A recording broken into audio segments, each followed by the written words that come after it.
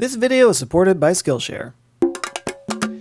On May 21st, 1927, Charles Lindbergh landed his plane, the Spirit of St. Louis, at Le Bourget Aerodrome in Paris, and would forever be known as the first person to fly solo across the Atlantic. And later on in his life, he would be known as kind of a Nazi. To be fair, he was more of a Nazi sympathizer and was super into eugenics and crazy race theories and stuff. So, I mean, not like a real Nazi, but, you know, a little bit of a Nazi. But rampant anti-Semitism aside, most people think of Charles Lindbergh as a daring adventurer who flew across the Atlantic to push the bounds of humanity and test the limits of technology, when in fact, he was after some cash. There were a lot of people trying to fly across the Atlantic at that time. It was like the Mount Everest of aviation, and it was because of the Orteig Prize, which was a $25,000 prize to anybody who could fly from New York to Paris or vice versa. Lindbergh won the $25,000, but really we all won because various teams around the world spent over $400,000 on new aviation technologies. This prize really pushed aviation forward in that day. Flash forward 69 years to 1996 when billionaire Peter Diamandis set up the X Prize Foundation, inspired by the Orteig Prize. Their first prize was for $10 million to the first private company that could launch a crewed aircraft into space, space being above the Kármán line, which is 100 kilometers above sea level.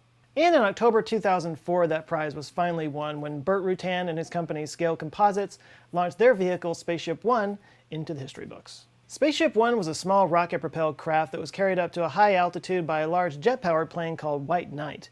White Knight would carry it up to 14 kilometers, at which point it would drop Spaceship One, it lights its rocket engine, and accelerates up into space. Once it reached its maximum height, it glided back down and landed on a runway, so unlike most rockets, it took off like a plane and landed like a plane. This was a really big deal, the first time a private company put a human being into space, and fittingly, you can today find Spaceship One hanging from the ceiling at the National Air and Space Museum right next to, you guessed it, the Spirit of St. Louis. Today there are multiple private space launch companies, all of them focusing in one way or another on reusability in order to save costs, but interestingly, none of them are using this space plane idea, which is 100% reusable. With the exception of Virgin Galactic, who basically bought the design for Spaceship One, but they haven't really begun operations yet, and none of their flights have crossed the Kármán line. The reasons for this can basically be summed up as a bunch of technical hurdles that we're going to have to overcome if we're going to make a spaceplane idea work, but there is a new technology that's being developed right now that might overcome those obstacles. It's called the Skylon spaceplane, and if it works, it might be the next big leap in space travel. The idea of a reusable spaceplane has been popular since almost the very beginning of the space age. In 1966, only 5 years after Alan Shepard rode a ballistic missile up into the sky, the Air Force and NASA concluded a study on what they called the Integrated Launch and Re-Entry Vehicle, or ILRV. They would later call this design the Space Transportation System, or STS, but to the rest of us, it went by a different name, the Space Shuttle. Pretty much everything you need to know about the Space Shuttle you can see right there in its name, Space Shuttle, Space Transportation System. The whole point of it was to be a reusable and cheap ride to space for both people and cargo.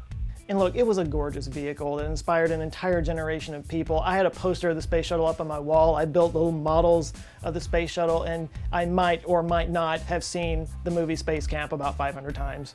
Mark my words, someday I'm going to start an 80s retro wave band called Jinx Put Max in Space. In so many ways, the Space Shuttle program was a massive success. Over 30 years, the 5 different shuttle orbiters performed 134 successful missions. Being an integral part of assembling the International Space Station, it launched and repaired the Hubble Space Telescope. I could go on and on. But 2 of those 5 orbiters went up in flames in 2 of the worst space disasters in history, killing 14 astronauts. And beyond that, it never actually achieved its goal of cheap, reusable flight.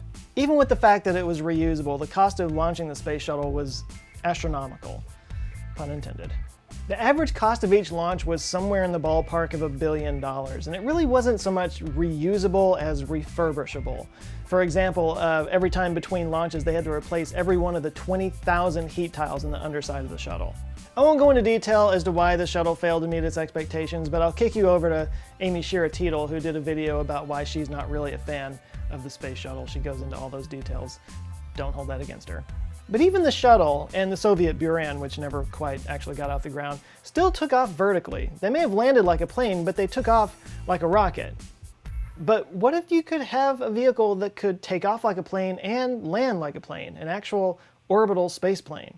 That's the idea behind Skylon. A spaceplane has been in development by a company called Reaction Engines out of the UK since 1989. Skylon is what they call a HOTOL vehicle, which stands for Horizontal Takeoff and Landing, and was originally a joint venture between British Aerospace and Rolls-Royce, though Rolls-Royce eventually pulled out of the project.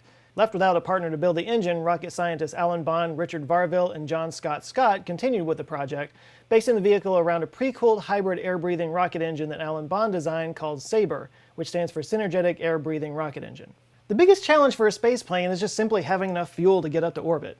Planes fly by pushing air around, either by propellers or jet engines, but at a certain height, the air is too thin for that to work anymore, so at that point they have to kick on some rocket engines to get it up actually into space.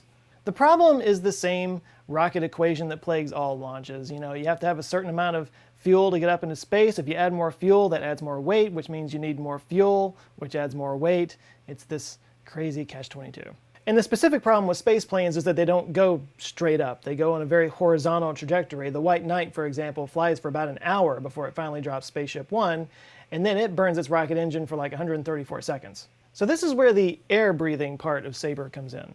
The SABRE engine is designed to suck in air just like a jet engine up to a height of about 26 kilometers, using a pre-cooler to both keep the engine from overheating, but also, and here's the genius part, liquefies oxygen, which it then stores in tanks as LOX. So that by the time it reaches that 26 kilometer limit where the jet engine can't keep that plane aloft anymore, it then transformed like an Autobot into rocket mode, using its stored liquid oxygen as fuel. This is a little bit of a hack around the rocket equation because you don't have to take off from the ground with all the fuel you'll need. You'll actually create fuel as you climb.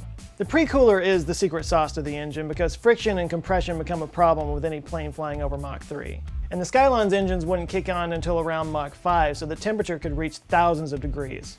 According to the BBC, in a recent test, the SABRE pre-cooler was able to quench a stream of gases that were heated to 420 degrees in 1/20th of a second. And these temperature extremes have required the use of advanced materials that really have only been feasible in the last few years.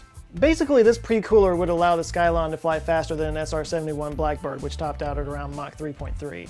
And in rocket mode, it would generate enough thrust to launch 12 tons of cargo up to the International Space Station. Now, all of this sounds super exciting, but before we crack open the champagne, let's be clear-eyed about the fact that we're talking about a single stage-to-orbit vehicle here, or an SSTO, which has been tried many times, and none have been successful. SSTOs are basically the Bigfoot of spaceflight. My buddy Tim Dodd, the Everyday Astronaut, did a review of SSTO projects over on his channel about a year or so ago. I say review, it was really more of a massacre. Space travel is pretty much littered with SSTO courses.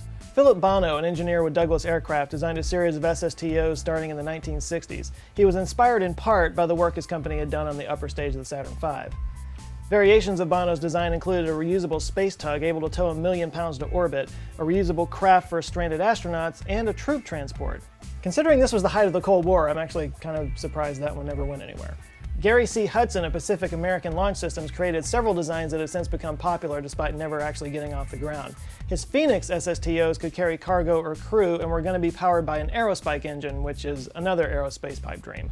And yet another popular yet doomed SSTO was the McDonnell Douglas DC-X, which was a component of the SDI program, also known as Star Wars. It was a vertical takeoff and landing vehicle that was designed by a science fiction author that just coincidentally looked like something out of the Amazing Stories magazine covers. A lack of support from NASA eventually killed the DC-X, but several of its engineers went on to work for Blue Origin, whose New Shepard vehicles bear a family resemblance to the older craft. SSTO designs are implemented and created and thought about for one real purpose only, and that is to get the cost of spaceflight down.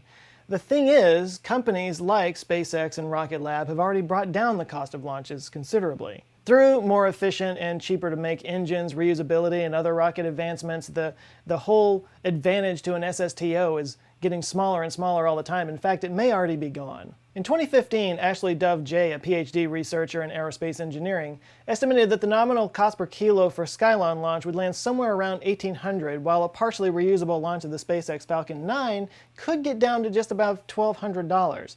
Note I'm giving dollars here while the original numbers were in British pounds. And then, of course, in the near future, SpaceX could be launching Starship, which is a 100% reusable vehicle and should bring costs down even more. This is not to say that Skylon can't or shouldn't be built. Even if it isn't something that's competitive in the orbital space, it could still be, commercially viable as a jetliner. You could travel from New York to Paris in like 2 hours. Flying high and fast also has obvious military capabilities. This could be the natural descendant to the SR-71 Blackbird, although the military hasn't been really investing in this. The UK Space Agency and ESA have both contributed about £60 million to the Skylon project, and other individual investments have brought it up to around £100 million, based mostly off of the pre-cooler. Reaction Engines has used that money to build a testing facility in the UK, and they also have a heat exchange facility in Colorado that's had some considerable successes. So is Skylon gonna happen? Maybe? There have been some rumors that they've been considering a two-stage rocket that would fly up on a Sabre-powered aircraft and then launch something from there into orbit, which, I don't know, kind of defeats the purpose. There's reason to be skeptical of any potential SSTO spacecraft for all the reasons that Tim talks about over in his video, and I tend to fall into the category of somebody who thinks that, you know, some of the smartest people in the world are working on rocket flight and whatnot, and if this is something that they haven't really tried before, there's probably a good reason for that. I mean, of course, nobody ever thought about landing a rocket until SpaceX just up and did it, so who knows? Maybe there's a decent chance that Skylon will wind up revolutionizing air travel in some way. And if they can make money doing it, then yeah, we might be seeing a totally different kind of space race in the future. Maybe we need a single stage to orbit X Prize so that we can accelerate the advancement of Sabre technology. And maybe someday, who knows, we'll see a Skylon hanging from the Air and Space Museum too. Reaction Engine started with just 3 guys and their crazy idea to do a transformable rocket engine. And SpaceX started with the Mariachi Band. Literally. Every company has to start somewhere, and if you've got an idea that you think could transform the world, I highly recommend the course Art of the Start, Turning Ideas into High-Growth Businesses by Guy Kawasaki on Skillshare. Guy Kawasaki is a legend of the entrepreneurial and startup space, and in this course, he and co-presenter Bill Reichert walk you through the process of turning your idea into a business. Covering everything from starting, launching, fundraising, pitching, and even socializing, they help you to get your ducks in a row so you can focus on the big picture. In fact, by the end of the course, you'll have a 10-page presentation that's ready to show potential investors and partners and move your idea forward. And if you want, you can even share it with other class members for feedback. This is, of course, just one of 25,000 courses you can find on Skillshare in all kinds of subjects: art, marketing, lifestyle. You can even learn how to make the perfect grilled cheese. And if you sign up at skl.sh/joescott10, you can get 2 free months of Skillshare, and after that, it's less than $10 a month. It's the cheapest tuition I've ever seen. Anyway, it's a great deal, it supports the channel, and who knows, you might learn something. So check out Skillshare, link is down in the description below. Alright, thanks to Skillshare for supporting this video, and a huge shout out to my answer files on Patreon that are building an awesome community, giving me some great ideas and feedback, and I got some new people that have joined. I need to murder their names real quick. We've got, I'm gonna really murder this name, Kishore Tipernani, who actually has a book that is right up here. It's called New Eden. He asked me to put it up here, and I did it because I take care of my patrons. Go check that out. I think it's on Amazon. So Kishore is on there. Thank you, Kishore. There's Freak317, Nathan Schneck, Luke Padzowski, Garal Dumral, J. Rob, Ben Letvin, Michael Milnum, Cecile Tunglet, Jewel Gutierrez, Emir, and Eric George. Thank you guys so much. If you would like to join them, get early access to videos and access to me and Discord and just join all this whole thing that's going on, you can go to patreon.com/answerswithjoe. Also, new t-shirts available at the store, answerswithjoe.com/shirts. There's some really cool new stuff. This one is apparently pretty popular, so Falcon 9, it'll be back. Terminator reference, you get it. Go check it out, answerswithjoe.com/shirts. Please do like and share this video if you liked it, and if this is your first time here, maybe check out this video, because Google thinks you'll like that one, or any of them down in the sidebar with my little face on it, and if you like them, I do invite you to subscribe. I come back with videos every Monday and every Thursday. Alright, thanks again for watching. You guys go out now, have an eye-opening week, and I'll see you next Monday. Love you guys. Take care.